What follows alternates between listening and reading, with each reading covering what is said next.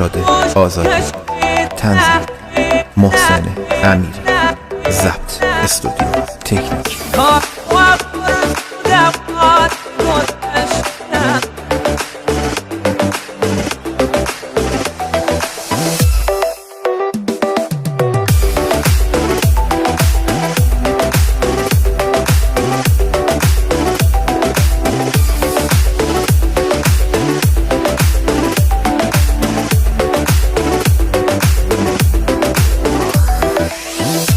امان و صداوار و درگات خدا،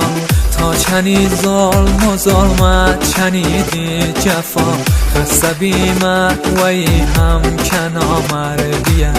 عاجزم و کسی که وفادار میه، آی کسی که وطی تا ابد پایدم، با بزان بین و دیری چنا راحتم، شور و شوق جوانیم و دستم چیه،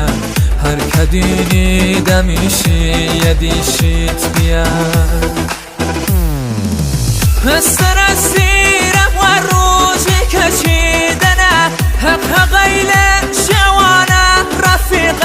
منه، کارم و قرص و دوادی گذشتیه، ذکر قاضی نجادی کارم منه، گوش و حواسم و نامی دنیانیه، دایم و خاطرم از آگردیه، دایم خسن نخور رسم دنیای سر، باید عادت بکم زحم مهریه سر.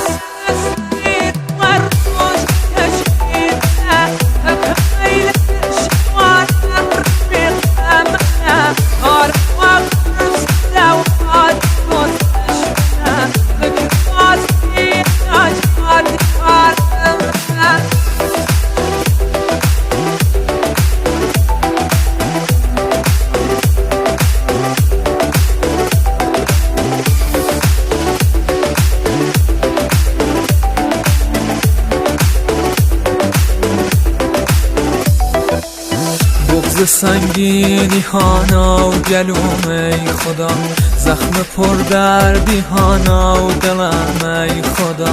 کار روز و شوم گیره و زاریه،